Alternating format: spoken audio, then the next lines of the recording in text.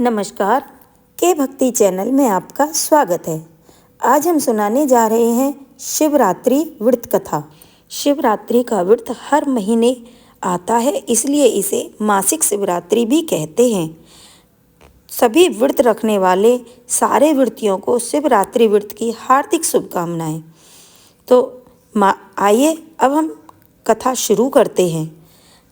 महीने की मासिक शिवरात्रि पर भगवान शिव और मां पार्वती की पूजा करने से भक्त जन को सुख, शांति, आरोग्य और मनोवांछित फलों की प्राप्ति होती है। कहते हैं इस दिन व्रत रखने से अविवाहित कन्याओं को मनचाहा वर और विवाहित महिलाओं को अखंड सौभाग्य का वरदान मिलता है।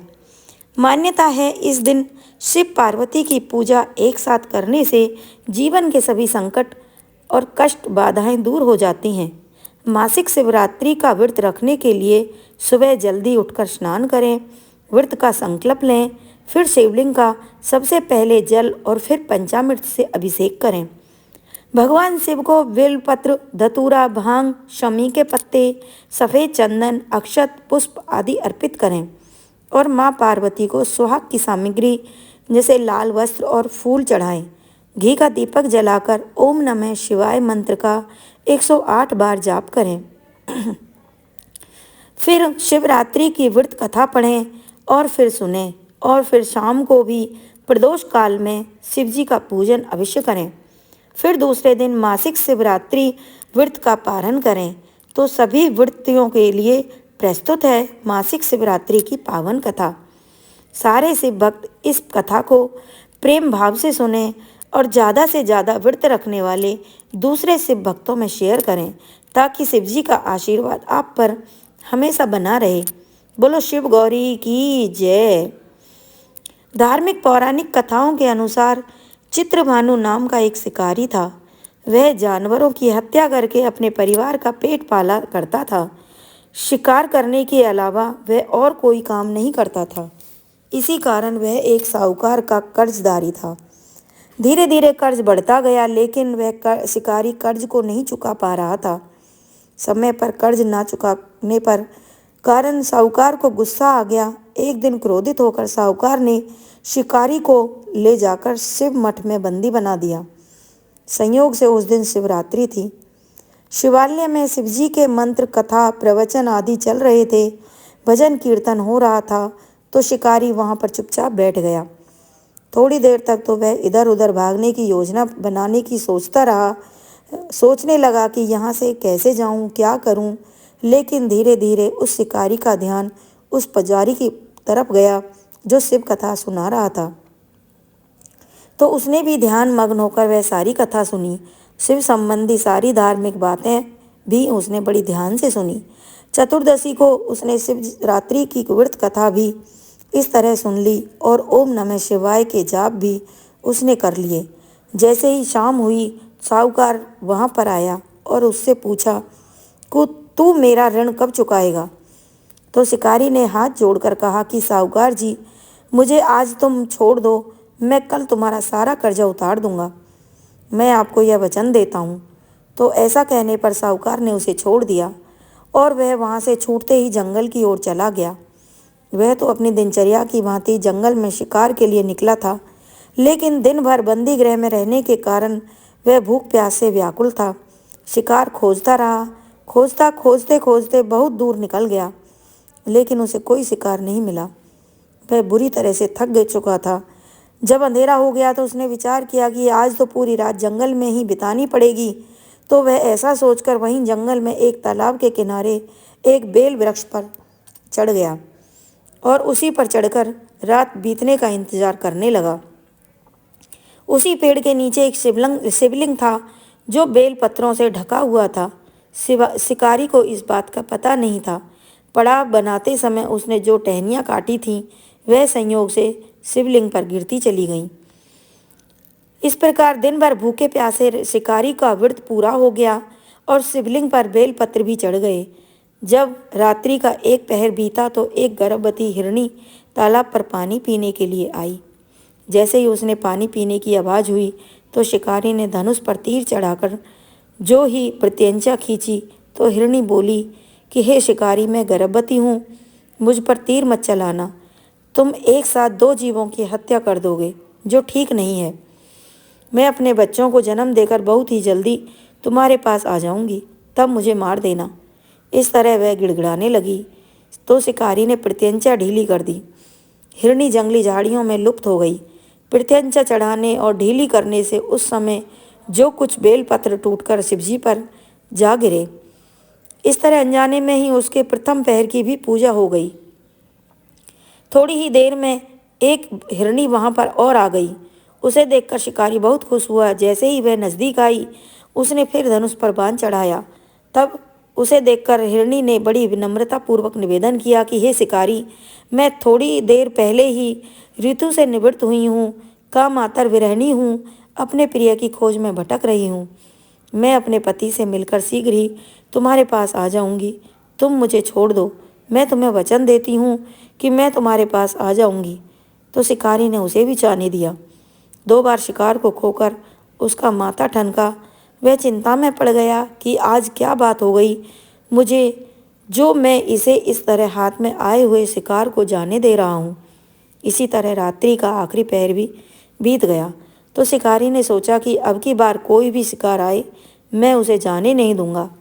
इस तरह शिकारी ने दोपहर की पूजा बड़े ही विधि पूर्वक संपन्न हो गई। तभी तीसरा पहर बीतने ही वाला था कि एक अन्य हिरनी अपने बच्चों के साथ वहां से निकली। शिकारी के लिए तो यह तो बहुत ही सुनहरा अवसर था, तो उसने जल्दी से धनुष पर तीर चढ़ाया और वह तीर छोड़ने ही वाला था कि हिरनी देखकर बोली कि हे शिकारी, मैं इन बच्चों को इनके पिता के हवाले करके लौट आऊंगी। इस समय तुम मुझे मत मारो, मैं तुम्हें वचन देती हूँ कि मैं लौट आऊंगी। तो हिरनी की बात सुनकर शिकारी हंसने लगा। बोला कि सामने आए शिकार को छोड़ दो, मैं ऐसा मूर्ख नहीं हूँ। मैं तुमसे पहले भी 2 बार अपना शिकार खो चुका हूँ। मेरे भी तो बच्चे हैं, वह भी भूखे प्यासे व्याकुल ही हो रहे होंगे। तो शिकारी की बात सुनकर हिरनी ने कहा कि जैसे तुम्हें अपने बच्चों की ममता सता रही है, ठीक वैसे ही मुझे भी सता रही है। हे शिकारी, मेरा विश्वास करो, मैं अपने बच्चों को इनके पिता के पास छोड़कर तुरंत लौट आऊंगी। मैं ऐसी प्रतिज्ञा करती हूँ, तुम मेरा विश्वास करो। तो इस तरह हिरनी का दुख भरा स्वर सुनकर शिकारी को आज ना जाने क्यों फिर से दया आ गई। तो उसने उस हिरनी को भी जाने दिया। शिकार के अभाव में तथा भूख प्यास से व्याकुल शिकारी अनजाने में ही बेल वृक्ष पर पूरी रात बैठा रहा। बेल पत्र तोड़कर नीचे फेंकता रहा और पाप शाम हटने को हुई तो एक मोटा तगड़ा हिरन उसी रास्ते पर आ गया। तो उसे देखते ही शिकारी ने सोचा कि मैं इसका शिकार अवश्य करूँगा। आज चाहे कुछ भी हो जाए, इसे जीवित नहीं जाने दूंगा। तो जैसे ही शिकारी तीर छोड़ने वाला था, तो वह हिरण ने विनीत स्वर में कहने लगा कि हे शिकारी, यदि तुमने मुझसे पूर्व आने वाली 3 हिरणियों को और उनसे छोटे बच्चों को मार डाला है, तो मुझे भी मारने में देरी मत करो। तुरंत मुझे मार दो, ताकि मुझे उनके वियोग में एक क्षण भी दुख न सहना पड़े। मैं उन हिरणियों का पति हूँ और उन बच्चों का पिता हूँ। यदि तुमने उनको जीवन दान दिया है, तो मुझे भी कुछ क्षण के लिए जीवन दान देने की कृपा करें। मैं उनसे मिलकर तुम्हारे सामने उपस्थित हो जाऊंगा। तो इस तरह हिरण की बात सुनते ही शिकारी के सामने पूरी रात का घटनाक्रम घूम गया। उसने सारी कथा हिरण को सुना दी। तब हिरण ने कहा कि मेरी तीनों पत्नियां जिस प्रकार प्रतिज्ञाबद्ध होकर गई हैं, मेरी मृत्यु से अपने धर्म का पालन नहीं कर पाई। इसलिए हे शिकारी, जैसे तुमने विश्वास पात्र मानकर उनको छोड़ा है, वैसे ही मुझे भी जाने दो। मैं उन सबके साथ तुम्हारे सामने बहुत ही जल्दी प्रस्तुत हो जाऊंगा। मेरा भी विश्वास करो। तो शिकारी को ना चाहते हुए फिर से दया आ गई। शिकारी ने उसे भी जाने दिया। इस प्रकार सुबह हो गई। उपवास, रात्रि का जागरण, शिवलिंग पर बेलपत्र चढ़ाने से अनजाने में ही शिवरात्रि की सारी पूजा संपन्न हो गई। इस तरह शिकारी का शिवरात्रि का व्रत पूजन भली भांति पूर्ण हो गया। अनजाने में हुई पूजा का फल शिकारी को तत्काल मिल गया। शिकारी का हिंसक हृदय भगवान भोलेनाथ की कृपा से निर्मल हो गया। उसमें भगवत भक्ति का वास हो गया। थोड़ी ही देर बाद वह देखता है कि वह हिरण सह परिवार शिकारी के सामने उपस्थित हो गया ताकि वह उनका शिकार कर सके। परंतु जंगली पशुओं की ऐसी सत्यता को देखकर शिकारी का हृदय पिघल गया। उसे बड़ी ही शर्मिंदगी महसूस हुई कि जंगली जानवर होकर भी अपना वचन में कितने सत्य हैं और कितनी प्रेम भावना है। इनमें तो उसने अपने पूरे हिरण परिवार को जीवन दान दे दिया। तो वह हिरण का परिवार बहुत ही खुश हुआ और खुशी खुशी कुलांचे मारते हुए वहाँ से चला गया। इस तरह अनजाने में हुए शिवरात्रि के व्रत का फल शिकारी को मिला, जिसके चलते वह एक अच्छा आदमी बन गया। फिर वह अपने जीवन के समस्त सुखों को भोगता हुआ अंत में शिवलोक को चला गया। बोलो भोले शंकर भगवान की जय। बोलो माता पार्वती की जय। तो आप सुनते हैं एक और कथा, सच्चे शिव भगत की कथा। एक नगर में भगवान शिव का एक भव्य मंदिर था, जहाँ हर वर्ष दूर दूर तक भक्तजन शिव जी के दर्शन करने के लिए आते रहते थे। सावन का महीना चल रहा था। दूर दूर से कावड़ लेकर भगवान शिव को जल अभिषेक करने के लिए आए हुए थे। मंदिर के परिसर भक्तों के भीड़ से भरा हुआ था। तभी अचानक आकाश में बिजलियां चमकने लगीं, बादल गरजने लगे और एक सोने का थाल वहाँ से उतरा। उसी के साथ एक भविष्यवाणी भी हुई कि जो कोई भगवान शंकर का सच्चा भक्त होगा, प्रेमी होगा, उसी को ये थाल मिलेगा। तो वहाँ उपस्थित सभी लोगों ने यह भविष्यवाणी सुनी। धीरे धीरे सभी लोग इकट्ठे हो गए। जो लोग मंदिर की व्यवस्था देखते थे, उन्हें तो पूरा विश्वास था कि यह थाल हमें ही मिलेगा, क्योंकि हम तो पूरे मंदिर में व्यवस्थित रखते हैं, पूरी देख रेख करते हैं और मंदिर की व्यवस्था देखते हैं, मंदिर की सारी जिम्मेदारियां उठाते हैं, इसलिए यह सोने का थाल तो हमें ही मिलेगा। इसलिए वे तो सबसे आगे जाकर खड़े हो गए। सबसे पहले एक पंडित आए और बोले कि देखिए, मैं प्रतिदिन महादेव का अभिषेक करता हूँ, इसलिए मैं ही भगवान भोलेनाथ का सबसे निकटवर्ती प्रेमी भक्त हूँ, इसलिए थाल तो मुझे ही मिलना चाहिए। इतना कहकर जैसे ही पंडित जी थाल उठाने लगे, तो थाल उठाते ही सोने का थाल पीतल का हो गया। यह देखकर पंडित जी तो बड़े लज्जित हो गए। उन्होंने थाल को यथा स्थान पर रख दिया और चुपचाप वहाँ से निकल लिए। इसी प्रकार वहाँ पर उपस्थित सभी पंडित ने खुद को आजमाया, लेकिन शायद उनमें से कोई भी सच्चा भगत नहीं था। जो भी उस थाल को उठाता वह थाल पीतल का हो जाता, तो उन्हें थाल को वहीं पर रखकर वापस जाना पड़ता। इसके बाद उस नगर के राजा का आगमन वहाँ पर हुआ। राजा सबसे आगे आए और बोले कि मैंने महादेव जी के मंदिर में बहुत बड़ी रकम दान की है, इसलिए महादेव जी मुझ पर अति प्रसन्न हैं, तो थाल तो मुझे ही मिलना चाहिए। इतना कहकर बड़ी खुशी से राजा आगे बढ़े और जैसे ही थाल उठाया तो थाल तो तांबे का हो गया। तो सब यह देखकर राजा भी बड़े लज्जित हो गए। थाल को वहीं पर रखकर एक तरफ खड़े हो गए। इसके बाद इसी तरह एक से बढ़कर एक दानी महात्मा आए। भक्तजन वहाँ पधारे और थाल उठाया तो थाल कभी तांबे का हो जाता तो कभी पीतल का हो जाता, सोने का नहीं रहता। तब सभी लोगों को पता चला कि हम में से महादेव का सच्चा भक्त कोई नहीं है। उसी समय अचानक वहाँ पर एक किसान आ गया। वह बेचारा महीनों बाद आज चतुर्मास के सोमवार के शुभ अवसर पर शिवजी के दर्शन करने के लिए आया था। गरीबी और गृहस्थी के बोझ तले दबा दिन रात खेतों में मेहनत मजदूरी करके अपना और अपने परिवार का पेट पालता था और वह रास्ते से आ रहा था। तभी उसे कोई भिखारी मिल गया और खाने के लिए कुछ मांगने लगा। तो उस किसान को दया आ गई। जो अपने खाने के लिए लेकर आया था वह उसने उस भिखारी को दे दिया। वहाँ पर थाल के बारे में चर्चा हो रही थी, लेकिन उस किसान ने उस चर्चा की ओर बिल्कुल भी ध्यान नहीं दिया। सीधा मंदिर में गया, महादेव जी का पूजन करके बाहर आ गया। जैसे ही वह परिक्रमा करके जाने लगा तो पीछे से एक व्यक्ति बोला कि भाई, तुम भी थाल उठाकर देख लो, हो सकता है कि तुम ही सच्चे भक्त हो, तुम्हारे लिए ही सोने का थाल आया हो। तो किसान को लगा कि शायद वह व्यक्ति उसका मजाक बना रहा है। तो किसान ने हंसते हुए कहा कि भाई, मैं तो कोई पूजा पाठ भी नहीं करता हूँ, महीने में एक आध बार ही मंदिर आता हूँ, मैं काहे का सच्चा भक्त हूँ। तो वह आदमी कहने लगा कि भाई, हम तो सब कुछ देख चुके हैं, हमारी भक्ति तो दो कौड़ी की भी नहीं है। इसलिए तुमसे कह रहे हैं, तुम अपना हाथ लगा कर देख लो। सोने का थाल ना मिले तो कोई बात नहीं, पता तो चल जाएगा कि तुम्हारी भक्ति में कितनी सच्चाई है। तो वहाँ पर खड़े सारे लोग आग्रह करने लगे। तो आखिर उस भोले किसान ने जाकर थाल को उठा लिया। जैसे ही उसने थाल को उठाया तो लोगों के आश्चर्य का ठिकाना नहीं रहा। सोने का थाल रोशनी से चमकने लगा। यह देखकर सब लोगों में खुशी की लहर दौड़ गई।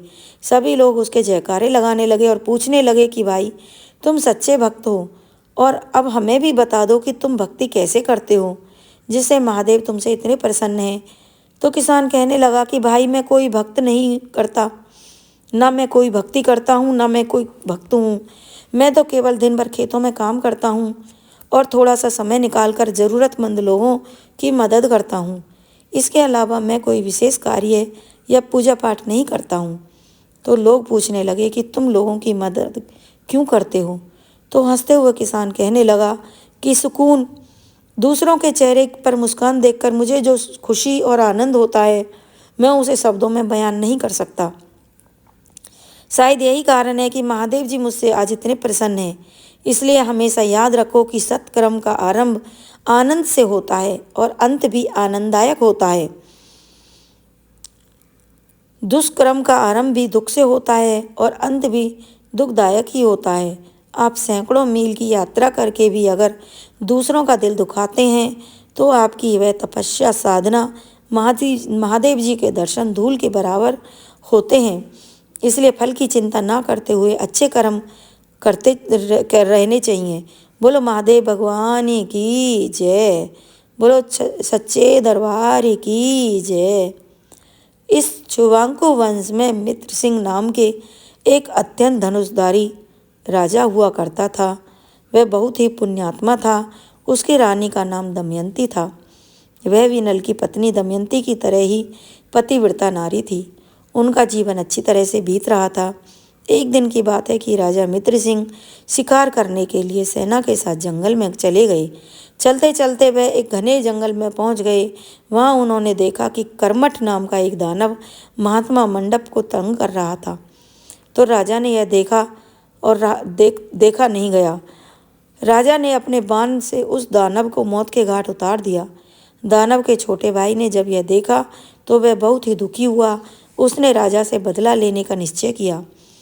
अब वह राजा से बदला लेने के लिए अपना भेष बदलकर राजमहल के आगे जोर जोर से आवाज़ें लगाने लगा कि मैं बेरोजगार हूँ, गरीब हूँ, कोई मुझे काम पर रख लो, मुझे कुछ ज़्यादा नहीं चाहिए, काम के बदले 2 वक्त का भोजन दे देना। जब राजा ने यह सुना तो अपने आदमी को भेजकर उसे राजमहल में बुलाया और उससे पूछा कि तुम क्या क्या काम जानते हो। तो वह राजा को प्रणाम करके कहने लगा कि राजन, मैं एक उत्तम रसोइया हूँ, मुझे तरह तरह के स्वादिष्ट व्यंजन बनाने आते हैं। तो राजा को उसके कपट के बारे में पता नहीं चला। उसे बेरोजगार समझकर उसने रसोइये के रूप में नियुक्त कर लिया। अब वह रसोइये के भेष में आया हुआ दानव राजा के लिए भोजन बनाने लगा। भोजन वाकई स्वादिष्ट बनाता था तो राजा उसकी तारीफ करते हुए नहीं थकते थे। इस तरह कई महीने बीत गए। एक दिन गुरु जयंती के पर्व आया। राजा ने अपने गुरु वशिष्ठ जी को निमंत्रण भेजा। गुरुदेव नियत समय पर राजा के यहाँ पहुँच गए। तो वशिष्ठ जी को आया देखकर उस रसोइये ने सोचा कि इससे अच्छा अवसर तो मुझे फिर कभी नहीं मिलेगा। तो रसोइये ने जानबूझकर साग के अंदर मांस मिलाकर भोजन तैयार कर दिया। उसी भोजन को गुरु वशिष्ठ जी के आगे परोस दिया।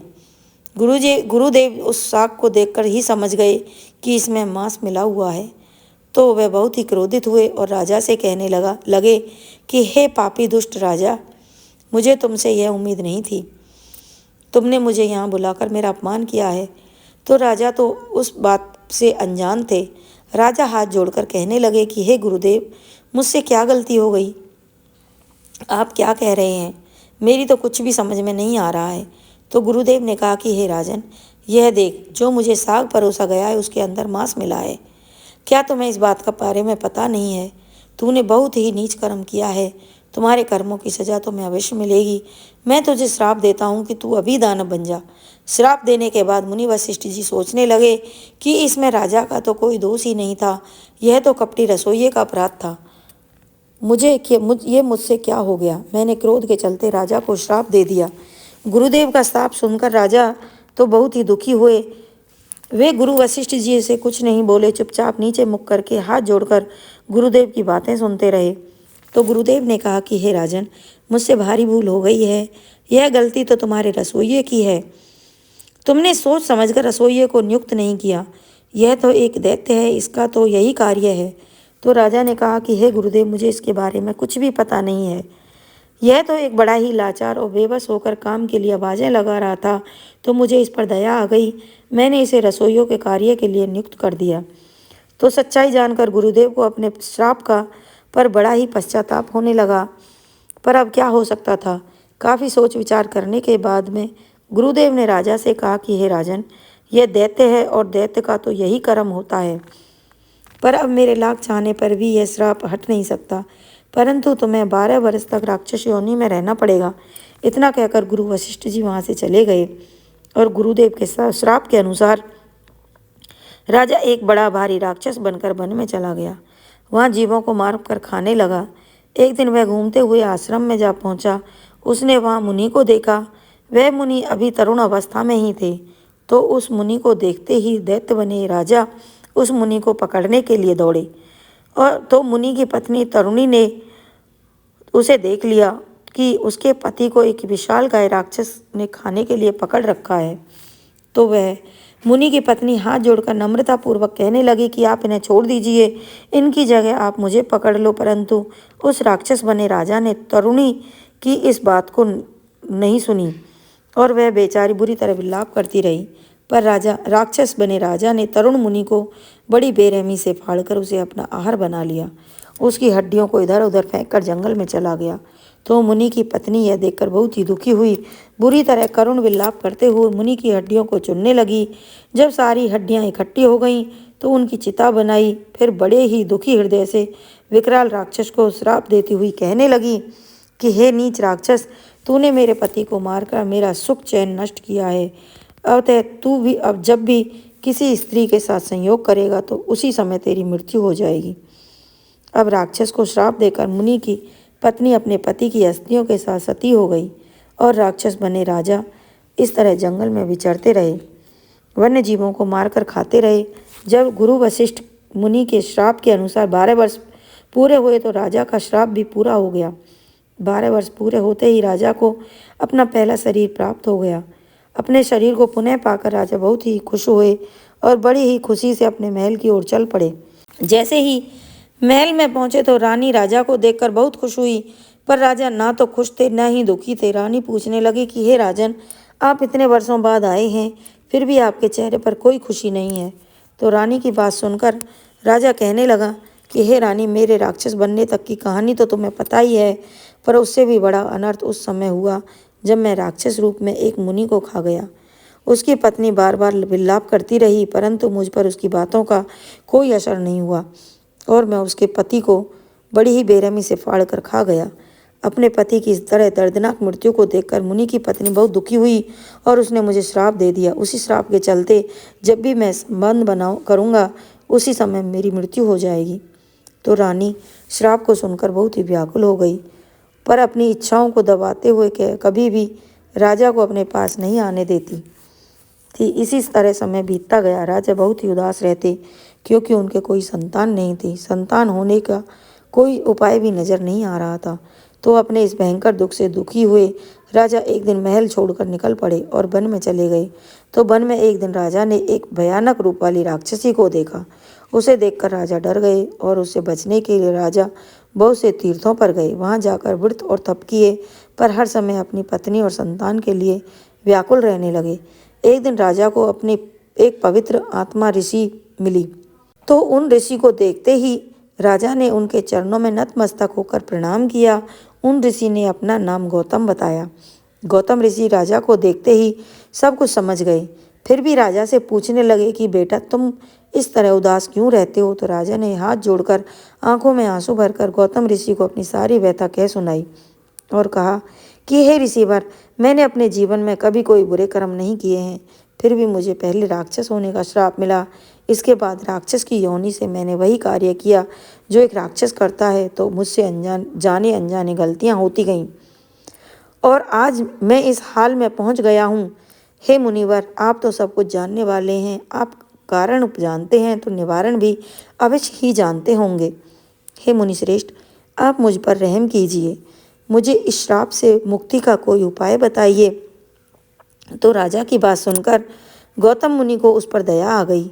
तो गौतम मुनि कहने लगे कि हे राजन, तुम यहाँ पर से पश्चिम दिशा में जाओ और वहाँ गोकर्ण नाम का तीर्थ है और वहीं पर महाबल नाम का शिवजी का ज्योतिर्लिंग है। उस तीर्थ में जाकर स्नान करो, पूरे सच्चे मन से शिवजी की पूजा करो। अगर ऐसा करोगे तो तुम ब्रह्म हत्या से छूट जाओगे। तो गौतम ऋषि की बात सुनकर राजा बहुत ही प्रसन्न हुए और ऋषि को प्रणाम करके गोकर्ण तीर्थ पर चल पड़े। वहाँ पहुंचकर उन्होंने तीर्थ में स्नान किया। इसके बाद शिवजी के ज्योतिर्लिंग की पूजा अर्चना की। राजा के सच्चे मन से की गई पूजा पाठ से भोले शंकर प्रसन्न हो गए। शिवजी के आशीर्वाद से सारे पाप छूट गए, उन्हें अपने श्राप से मुक्ति मिली। फिर राजा अपने जीवन के समस्त सुखों को भोगकर अंत में शिवधाम को चले गए। बोलो भोले शंकर भगवान की जय। बोलो माता पार्वती की जय। जय जय श्री राधे श्याम। अगर आपको मेरी ये वीडियो पसंद आती है तो प्लीज़ मेरे चैनल को सब्सक्राइब कीजिए, वीडियो को लाइक करें, ज़्यादा से ज़्यादा शेयर करें, कमेंट करें। कमेंट में ओम नमः शिवाय लिखना ना भूलें। सभी व्रतधारियों को राधे राधे, जय श्री कृष्णाय, ओम नमः शिवाय, जय जय श्री राधे श्याम।